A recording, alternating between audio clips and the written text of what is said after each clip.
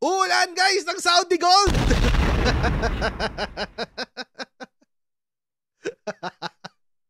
Saudi Gold. Diyos ko. Maninilaw tayong lahat. Magkukulay ginto. Golden era na guys!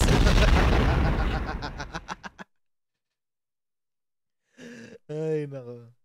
Bakit uulan ng Saudi Gold? Kasi mga kutsero, ito yung balita kanina. Papakita ko sa inyo. Yarn! $120 million deal! Diyos ko, napakalaki nito guys. 120 million.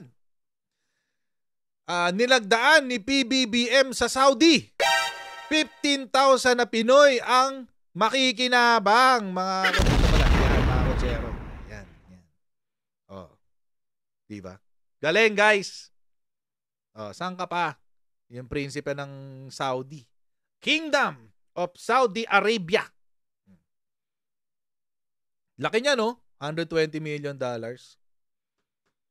Pirmado na to, guys, ha? Pirmado na to. Recently, naglabas ng balita ang DTI. Anong sinabi ng DTI? As in, ano yan? Very, very recent.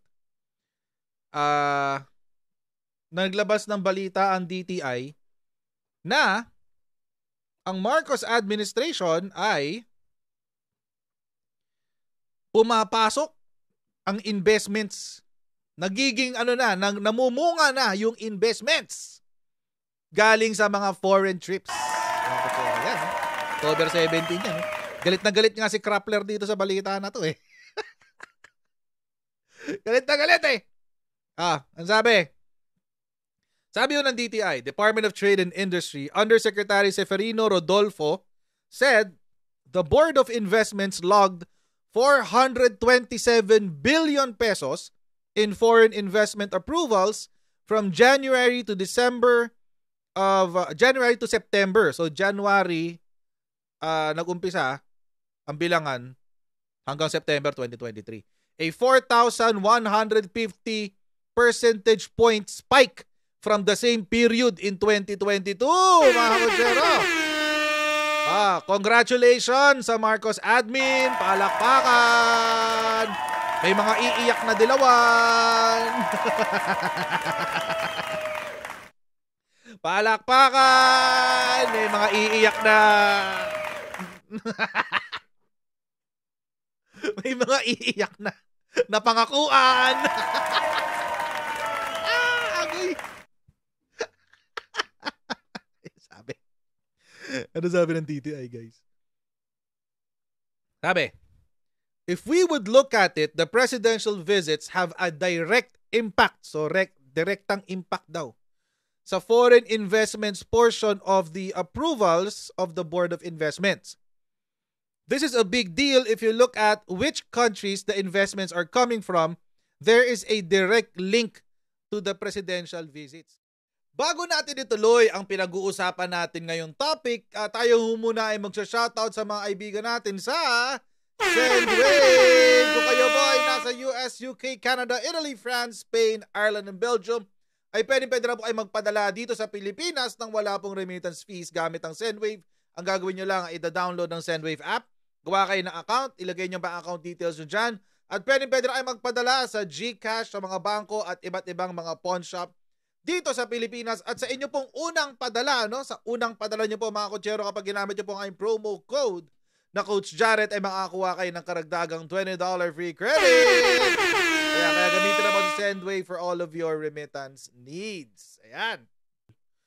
Kasi mga kutsero, karamihan po ng investments ay nanggaling sa Germany, nanggaling sa Japan, well, matagal naman na nag-i-invest si Japan, at nanggaling sa South Korea.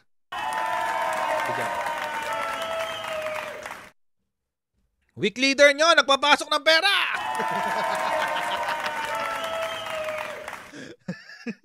Anyway, ito na nga. Puntahan natin ngayon si Saudi. Ito, laki nito, $120 million eh. Libo-libong Pinoy ang inaasahan na makikinabang sa employment at training opportunities na magiging available kasunod ng paglagda ni Pangulong Ferdinand Marcos Jr. sa Riyadh. Sa isinagawang Business Roundtable meeting, tinukoy ni Pangulong Marcos ang Saudi Arabia bilang home to the largest population of overseas Filipinos in the world. Totoo naman yan. Oy, shoutout pala sa mga nasa ngayon ha. Middle East, shoutout sa inyong lahat. Palakpakan! Alam namin, mahirap ang ginagawa niyo dyan. Mahirap maging OFW, guys. Alam namin yan. So, congratulations sa mga nasa Saudi. Sa lahat na ng OFW, sa mga nanonood sa ating OFW, shoutout sa inyo lahat! Good. Okay. Tuloy natin to. Ingay ko ngayon. Anyway. I also wish to acknowledge the valuable contributions of the companies who are taking part in strengthening this cooperation. Galing.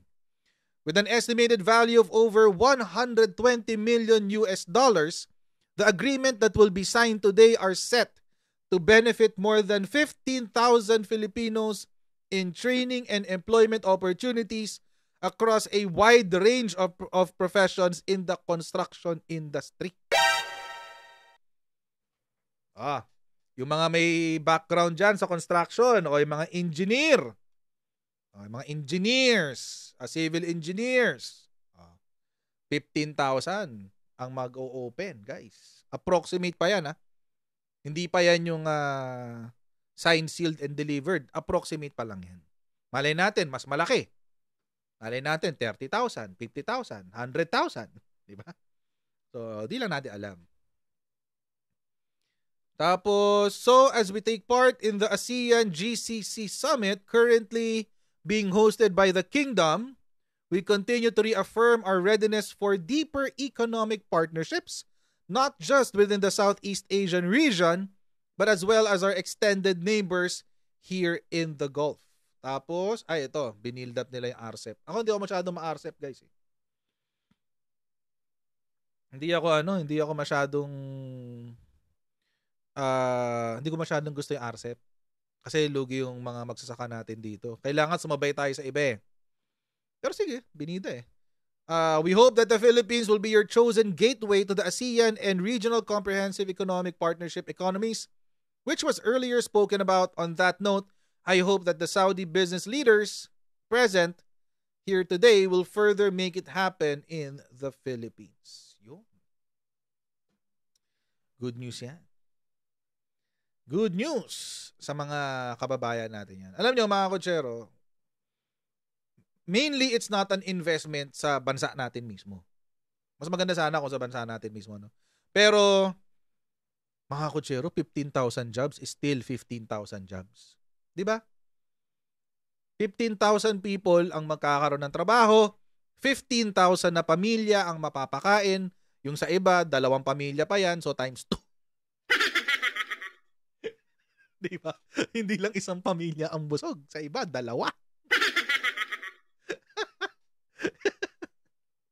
Diyos ko, ma-Francis M tayo dito. Ay, nako. Anyway. So, ayun na nga. So, at least that's a good development, diba? Maganda yan. Ano pa? Ito pa matindi, guys. Ito, gusto ko to. Gustong-gusto ko to, mga kotsero. At the forefront of these opportunities is the recently launched Maharlika Investment Fund. So, ayan mga kaujero, sino may sabi na isususpend ang Maharlika Fund? Hindi kasi nakikinig, kulang sa comprehension. Kulang sa reading comprehension ang mga nagbalita nito, lalo si Krappler. Si Rappler kasi, meron siya yung mga quote card na just in, yung mga update, ganyan. May ganun siya. Yung sabi, the Maharlika Fund has been suspended. Hindi naman pala. Hindi naman pala ganun. So, ayan. Tapos, punahan natin sa Maharlika Fund. Ito. Ayan. And ito muna. Yan. Ito yung balita dyan eh. Maharlika Fund, mainit na tinanggap ng Saudi business leaders. Yun. Tindi, no? Sabi yun ng prinsipe. Yung prinsipe yun, di ba? Si Al-Fali. Investment minister pala. Sa pambungad na pananalita ni Saudi Ministry of Investment Minister Khalid Al-Fali sa roundtable meeting kasama ng mga business leaders, Sinabi nito na masigasig ang mga Saudi investor na matuto mula sa finances ng Pilipinas bilang isa sa most exciting markets ng ASEAN. Wow! Nakaka-touch naman yan. Na-touch ba kayo? Nakaka-touch naman yan. Exciting markets daw tayo, guys. Bilang isa sa most exciting markets ng ASEAN. We want to connect you to key Saudi investors with impressive success stories to share and with the desire to continue building with international presence by investing with partners across the globe, the Philippines being a key one. Sabi, I am pleased that we are joined today by leaders and sectors from Saudi Arabia who are eager to learn more about the investment opportunities and one of the ASEAN's most exciting markets and learn more about the newly launched Maharlika Investment Fund that you have launched under your administration. Yan. Diba? Tapos sasabihin nila. Alam nyo kasi, yung Maharlika Fund natin ngayon, iba yung format niya, iba yung business model. Nasanay kasi yung iba na yung ibang sovereign wealth funds na nanggagaling yung pera na inilalagak doon sa wealth fund nila sa windfall. Ibig sa windfall, ito na yung mga kita ba? Yung sa kita ng bansa. Tayo, wala tayong ganun. Let's be real, mga kutsero. Wala tayong windfall. wala tayong ganun. Okay, so, di ba, almost, ano ba yung debt natin? Debt to GDP ratio natin is almost how many? 60%? Almost 60%, if I'm not mistaken. Nasa 40-45%. I could be wrong. Please don't quote me on that. Pero malapit na tayo sa 60. So, pangit yun. Hindi dapat ganun. So, ang business model na ginawa ng PBBM administration, ng Marcos admin, is a bit different. This is really an investment corporation. Investing group. So, ibig sabihin, parang ABS-CBN. Holdings siya, holdings. Parang ABS-CBN. Si ABS-CBN, merong holding corporation. Diba? Si ABS-CBN Holdings. Tapos, si ABS-CBN, nagbebenta siya ng stocks. Kung kanin-kanino. Pati foreigners. Si foreigners, may PDR. Diba? Pero PDR, kaya nga nagka-issue sa ABS-CBN dahil sa PDR nila eh. Sa depositary receipts. So, ganun yung format ng ating Maharlika Wealth Fund. May investments na bubuksan ang Pilipinas and private investors abroad. Yung mga investors abroad, pwede silang mag-invest sa wealth fund ng Pilipinas na binuksan yan. So, halimbawa, may project. Ang project is, tawag dito. Let's say the project is nagpagawa ng riles from Ilocos to Manila. Diyan sa Tutuban. From Ilocos to Tutuban. Ay, i-construct yun, ganyan-ganyan. Paano maitatayo yun nang hindi nangungutang? Gagamitin mo yung pera sa wealth fund mo. Tapos yun yung pangpapatayo mo. Tapos, sa wealth fund, ibebenta mo yun ngayon. O, baba, si PBBM, lalabas ulit. May project kami. Ang project namin, Ilocos to Manila Railway. Ito ang investment. Ito ang pwedeng kitain. Ito ang tenor or a tenor and tenure. So, ibig sabihin, let's say, ang tenor niya is 10% per annum. Tapos, for a period of 30 years. Yun. O di si investor ngayon, kikita siya 10% per annum. Sa paano siya kumikita? Di dun sa bentahan ng ticket. Ganun po yung parang format niya or ganun yung parang pagkakabenta niya sa atin. So, ang maganda ho dun, mga kutsero, hindi ka umuutang. Tapos, nabibuild mo yung progreso ng bansa nang hindi umuutang. Yun yung maganda dun. Yun. Wait. Sino yung nag-ano? Si Roderick Cruz. Roderick Cruz, salamat sa inyong super chat.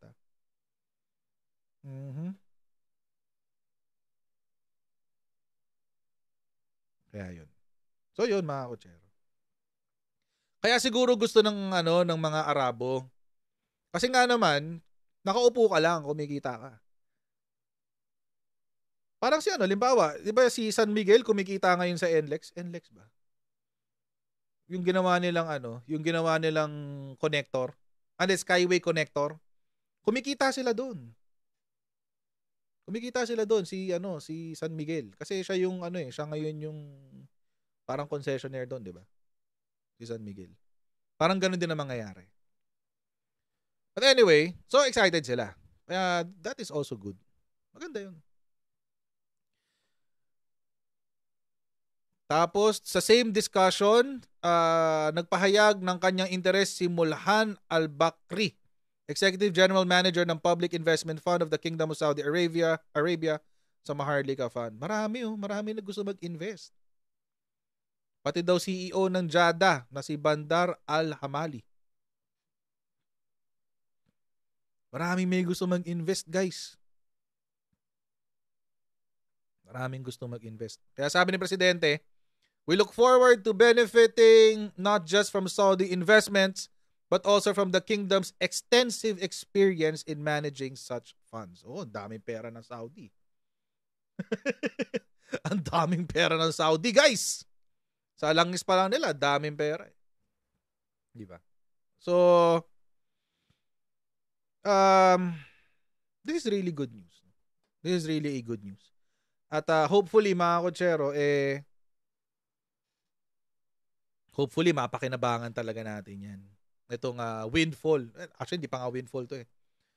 Itong pinirmahan na agreement between PBBM at saka yung Saudi. Laki nito guys, $122 million worth of employment and training opportunities. So, malaki yun. Malaki yun. Ang akin lang, mga kutsero, sana po, habang nanghihikaya tayo ng mga investors na pumasok sa Pilipinas, sana i-revise na rin natin yung Constitution. Revise na rin natin. Kahit yung yung sa Article 12 lang. Kahit yun na muna, umpisahan na natin doon sa Article 12. Yung National Economy and Patrimony. Kasi mga kutsero, ang hirap talaga eh. Tingnan nyo, kailangan pang gumawa ng Maharlika Fund para magkaroon tayo somewhat ng loophole doon sa 60-40. Diba? So, sana ma-revise na rin pati yung ating constitution. Kasi sayang yung mga opportunities. Instead na, alala nyo, meron akong yung tinapi ko dati si Cory Aquino nung sinabi natin na binura na ang EDSA People Power Anniversary sa kalendaryo ng Pilipinas. Kasama kasi doon, nakasulat kung paano nabuo yung 60-40 na yan. Yung palang 60-40 na yan, mga kutsero, nanggaling sa mga komunista. Kaya pala ganun. Nanggaling sa mga komunista. Kaya nung panahon na yon, nung nagbuhos ng investments ang Japan, ang US, ang South Korea, sa buong Asia, Southeast Asia pala, sa region natin, sa buong ASEAN, sino lang ang nakinabang ng gusto? Indonesia, Malaysia, Thailand, Vietnam, etc. etc. Bakit? Kasi sila pwedeng mag-invest ang mga kapitalista ng 100% ownership sa mga negosyong ini-investa nila. Hindi tayo aabot sa level ng success ng Thailand, Vietnam, Indonesia, Malaysia. Hindi tayo makakasabay sa kanila. Kahit tayo pa ang may pinaka-exciting na economy sa buong mundo, hindi tayo aabot sa level nila. Kung sasabihin natin sa mga foreign investors, sige, mag-invest kayo sa bansa namin, pero 60% ng negosyo nyo, amin ha. Lang ganun. Walang negosyanteng papayag ng ganun.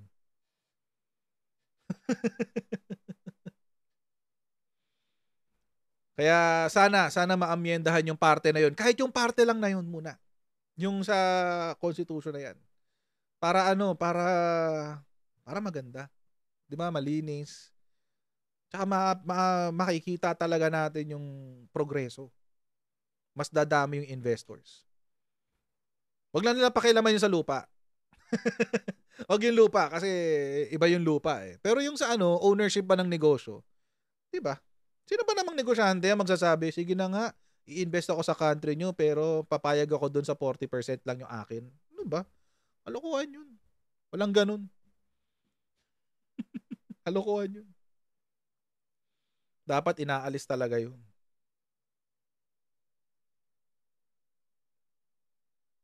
Yan. Tsaka siguro, well, since na-mention din dito sa chatroom, yung sa term limits, medyo ako dyan, medyo constitution ako, dyan, 60-40. 60-40 ako sa term limits. 60% yes, 40% no. Sa term limits. Sa pagtanggal pala ng term limits. Kasi, may iwasan mo dyan yung political dynasties. Pero, ang hindi mo naman may iwasan dyan is yung patuloy na impluensya ng politiko sa iba't ibang region. Which is, mga kutsero, come to think of it, wala rin naman nagbabago. Ganun din naman eh. Di ba? Nag-iiba-iba lang ng ng pangalan. Tatakbo si tatay. Tatapusin niya yung term niya. 3 term. Tapos tatakbo si asawa. Tatapusin niya yung term niya. 3 term. Tatakbo si panganay. Tatapusin yung term niya. 3 term. Tatakbo si second child. Tatakbo siya 3 term. Tapos sila yung nananalo. Diba? Di wala rin kwenta rin pala, no? Kahit meron kang anti-dynasty law. Wala rin kwenta. Wala rin kwenta talaga. Anyway. Case in point, Makati. Case in point, well, halos every district and halos every district sa buong Pilipinas pala, come to think of it. So parang parang pointless na rin magkaroon ng term limits kasi wala rin, ganun din eh.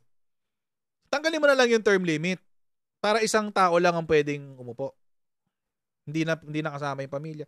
Yun lang yung akin doon. Ang concession ko doon, sige tanggalin natin yung term limits. Pero ikaw lang. Wala nang iba. Diba? Hindi pwedeng tumakbo yung members of the family mo up to the 4th degree. Yun. Iyakan lahat ng politiko nun, guys. Iyakan silang lahat dyan. Ngayon ako. Anyway. Ay. Tingnan nyo yung party list. Walang term limits. Diba? Anyway. Kasi ang rational naman doon, kasi may nag-mention ng party list. Ang rational naman kasi sa party list, hindi mo nire-representa, hindi ka tao na nagre-representa sa sa kongreso. Sektor, isang buong sektor ang nire-representa mo. So yun naman ang logic doon kung ba't wala silang term limits. Anyway.